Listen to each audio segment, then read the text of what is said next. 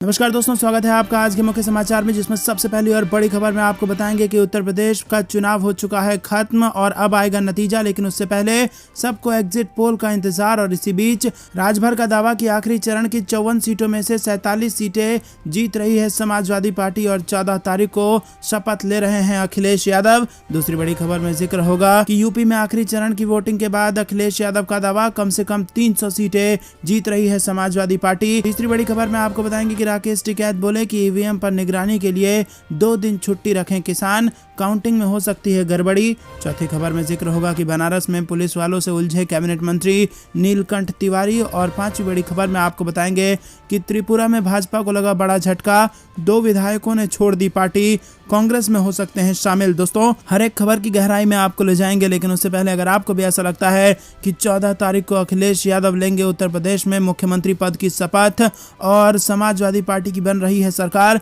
तो video like करके अपना समर्थन दर्ज कराइए, ज्यादा से ज्यादा लोगों तक वीडियो शेयर कीजिए। चैनल पर नए हैं तो लाल बटन को दबा के चैनल को सब्सक्राइब कीजिए और घंटी बजाकर कमेंट में लिखिए जय हिंद। दोस्तों, रुक करते हैं सबसे पहली और बड़ी खबर की तरफ। आखिरी चरण की 54 में से 47 सीटें जीत रहे हैं समाजवादी पार्टी। जी हां दोस्तों, सुहेलदेव भारतीय समाज पार्टी के अध्यक्ष ओम प्रकाश राजभर ने चुनाव पर बड़ा दावा किया है और उन्होंने कहा है कि गाजीपुर, मऊ, आजमगढ़, अंबेडकर नगर और बलिया में एक भी सीट भाजपा को नहीं मिलेगी, न बसपा को मिलेगी। बनारस में 8 में से 5 सीटें हम जीत रहे हैं और पूर्वांचल में 54 सीटों का चुनाव हो रहा है, इसमें कम से कम 47 सीटें हम जीत रहे हैं। तो दोस्तों, 54 में से 47 सीटें जीत रही है समाजवादी पार्टी। सबको है एग्जिट पोल का इंतजार। यूपी चुनाव में 7वें फेज की वोटिंग के बीच ओम प्रकाश राजभर ने एक और बड़ा दावा करते हुए कहा कि 14 मार्च को शपथ लेंगे अखिलेश यादव। सपा के साथ गठबंधन करके चुनाव लड़ रहे ओम प्रकाश राजभर ने यूपी से बीजेपी की विदाई हो चुकी है, इसका दावा किया है। 10 मार्च को नतीजा आएंगे, लेकिन आज एग्जिट पोल में कहीं ना कहीं भाजपा की नींद उड़ सकती है। दोस्तों, रुक करते हैं अगली बड़ी खबर की तरफ। उत्तर प्रदेश में कम से कम 300 सीटें जीतने जा रही है समाजवादी पार्टी। आखिरी चरण के मतदान के बाद अखिलेश यादव ने किया दावा। जी हां दोस्तों, उत्तर प्रदेश में आखिरी चरण के लिए वोटिंग हो चुका है। राज्य में 9 जिलों में फैले पूर्वांचल के कुल 54 विधानसभा क्षेत्र में मतदान हुआ और जिन जिलों में मतदान हुआ उसमें आजमगढ़, मऊ, जौनपुर, गाजीपुर, चंदौली, बनारस, मिर्जापुर, भदोही और सोनभद्र शामिल हैं। इस बीच सपा प्रमुख अखिलेश यादव ने कम से कम 300 सीटें जीतने का दावा कर दिया। अखिलेश यादव ने कहा कि जनता इस बार डबल इंजन की सरकार की पटरियों को उखाड़ने के लिए तैयार है। कम से कम 300 सीटें सपा गठबंधन जीत रही है। समाजवादी सरकार बनेगी तो पूर्वांचल को अभूतपूर्व विकास की तरफ जोड़ने का काम करेंगे।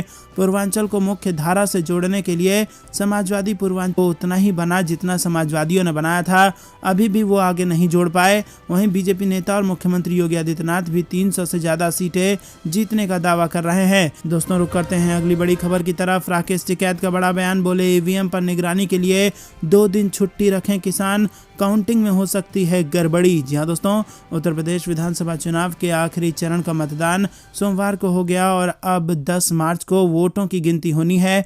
और इस बीच किसान नेता राकेश टिकैत ने बड़ा दावा किया है। उनका कहना है कि मतगणना में फर्जीवाड़ा हो सकता है, जिसको रोकने के लिए किसानों को तैयार रहना चाहिए। मीडिया से बात करते हुए राकेश टिकैत ने कहा कि मतगणना में गड़बड़ी की बिल्कुल आशंका है, ये गिनती में गड़बड़ी करेंगे, ये हारे हुए कैंडिडेट्स को जीत का सर्टिफिकेट देंगे और इसीलिए जनता को अपनी निगाह इन पर रखनी होगी। रुक करते हैं अगली बड़ी खबर की तरफ। बनारस में पुलिस वालों से उलझे कैबिनेट मंत्री नीलकंठ त्रिपाठी। जी हां दोस्तों, रुक करते हैं अगली बड़ी खबर की तरफ। त्रिपुरा में भाजपा को बड़ा झटका, 2 विधायकों ने छोड़ी पार्टी, कांग्रेस में हो सकते हैं शामिल। जी हां दोस्तों, भाजपा को त्रिपुरा में बड़ा झटका लगा है। पार्टी के 2 विधायकों सुदीप रॉय बर्मन और आशीष कुमार साह ने विधानसभा की सदस्यता से इस्तीफा दे दिया है। इसके साथ ही दोनों नेताओं ने पार्टी भी छोड़ दी है। दोनों ही नेता इस्तीफे के बाद दिल्ली जा रहे हैं और इन दोनों ही नेताओं के कांग्रेस में शामिल होने की अटकलें लगाई जा रही है। दिल्ली में आकर दोनों नेता कांग्रेस की सदस्यता ले सकते हैं। कहा जा रहा है कि दोनों 10 फरवरी को कांग्रेस में शामिल होंगे। आशीष कुमार साह ने भाजपा से पहले ही इस्तीफा दे दिया था, लेकिन आज उन्होंने विधायक की भी अपनी छोड़ दी है। दोस्तों, रुक करते हैं अगली बड़ी खबर की तरफ। अखिलेश यादव ने ऑपरेशन गंगा पर दिया अपना बयान और सरकार को घेरा। जी हां दोस्तों, समाजवादी पार्टी के राष्ट्रीय अध्यक्ष अखिलेश यादव ने उत्तर प्रदेश में 7वें चरण के मतदान के दौरान भारतीय जनता पार्टी नीत केंद्र सरकार पर बड़ा हमला किया है।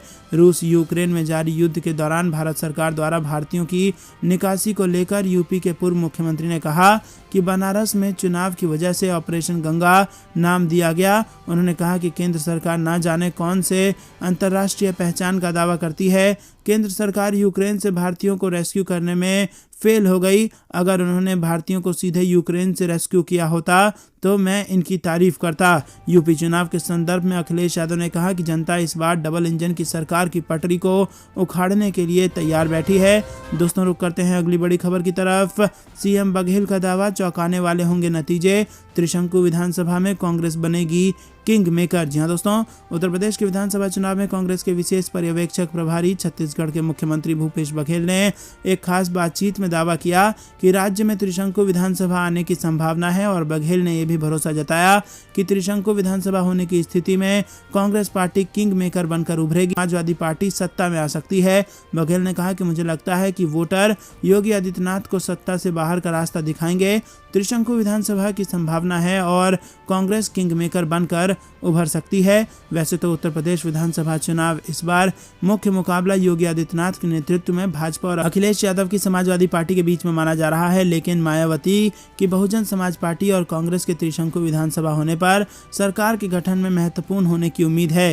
कांग्रेस का राज्य में नेतृत्व प्रियंका गांधी के हाथ में है और इस बार यूपी विधानसभा चुनाव में आम आदमी पार्टी भी जोर शोर से मतदान में उतरी है। दोस्तों, रुक करते हैं अगली बड़ी खबर की तरफ। लखनऊ में महिला मार्च निकालेगी कांग्रेस, प्रियंका गांधी के साथ जुटेंगी फिल्मी हस्तियां। जी हाँ दोस्तों, कांग्रेस 8 मार्च को अंतर्राष्ट्रीय महिला दिवस के अवसर पर राजधानी में महिला मार्च का आयोजन करेगी और इस मार्च का नेतृत्व कांग्रेस महासचिव प्रियंका गांधी करेंगी। प्रेस वार्ता में कांग्रेस की राष्ट्रीय प्रवक्ता सुप्रिया श्रीनेत ने कहा कि लड़की हूं, लड़ सकती हूं। उनकी पार्टी के लिए सिर्फ चुनावी नारा नहीं बल्कि देश में नारी को सशक्त बनाने के लिए शुरू किया गया आंदोलन है। उन्होंने कहा कि इस अभियान में पूरे देश से कांग्रेस पार्टी की निर्वाचित महिला जनप्रतिनिधि शामिल होंगी। 8 मार्च को दिन में 12 बजे से शुरू होने वाले ये मार्च बेगम हजरत महल चौराहे से गांधी प्रतिमा के पास खत्म होगा। दोस्तों, रुक करते हैं अगली बड़ी खबर की तरफ। साइकिल निशान वाले बटन पर डाला फेविक्विक, जौनपुर में शरारत, सपा ने की इसकी शिकायत।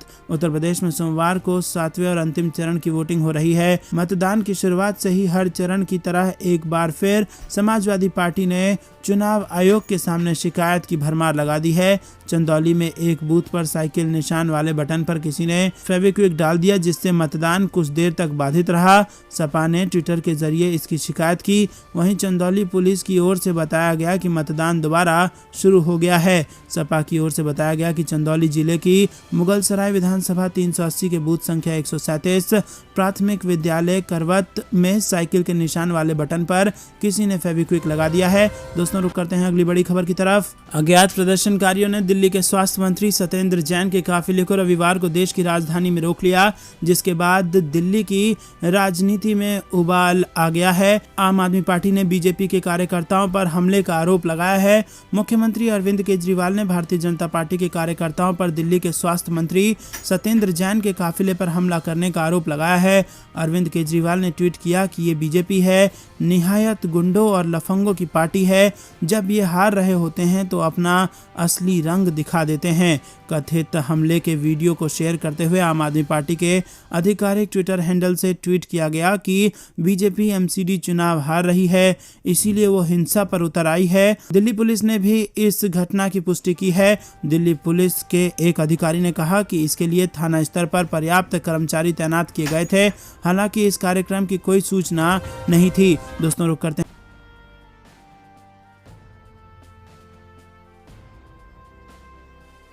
गाजीपुर में शराब और पैसे बांटते भाजपा मंडल अध्यक्ष सहित 3 गिरफ्तार। जी हाँ दोस्तों, विधानसभा का चुनाव गाजीपुर जिले में 7 मार्च को होना है और चुनाव प्रचार शनिवार थम गया, लेकिन पार्टी के समर्थक अपने अपने प्रत्याशियों की जीत सुनिश्चित करने के लिए हर कोशिश में जुटे हैं।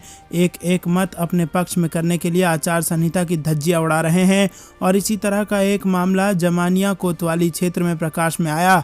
पुलिस ने शनिवार रात जमानिया के भाजपा मंडल अध्यक्ष सहित 3 को शराब और पैसे बांटते पकड़ लिया। आरोपियों की कार से 4 पेटी देशी शराब, 60,700 रुपए नकदी, भाजपा चुनाव चिन्ह के 4 पत्ते में कुल 10 स्टिकर बरामद हुए हैं और पूछताछ के बाद सभी का चालान कर दिया गया है। दोस्तों रुक करते हैं अगली बड़ी खबर की तरफ। दूरबीन से रखी जा रही है ईवीएम पर नजर, गठबंधन प्रत्याशी कर रहे हैं 24 घंटे सुरक्षा। जी हां दोस्तों, विधानसभा चुनाव परिणाम से ठीक पहले पूरे प्रदेश में ईवीएम की सुरक्षा को लेकर विपक्षी दल भाजपा पर हमला बोल रही है। ईवीएम की सुरक्षा में कोई कोर कसर न रह जाए, इसके लिए प्रत्याशियों ने चाक चौबंद व्यवस्था कर रखी है। प्रत्याशियों की सजगता का एक उदाहरण मेरठ में देखा गया और यहां एसपी-आरएलडी गठबंधन के हस्तिनापुर प्रत्याशी योगेश वर्मा और उनके समर्थक दूरबीन लेकर 10 मार्च तक के लिए स्ट्रांग रूम के बाहर डेरा डाले हुए हैं। वहीं स्ट्रांग रूम और उसके आसपास के इलाके पर कड़ी नजर रखने के लिए योगेश वर्मा ने हाईटेक इंतजाम किए हैं। स्ट्रांग रूम के बाहर हस्तिनापुर के गठबंधन प्रत्याशी ने बाकायदा एक गाड़ी जिप्सी में खड़े होने की व्यवस्था की है और इसी के साथ दूरबीन से ईवीएम पर वो नजर बनाए हुए हैं। इसी तरह स्ट्रांग रूम के आसपास भी किसी भी संदिग्ध हरकत पर नजर रखने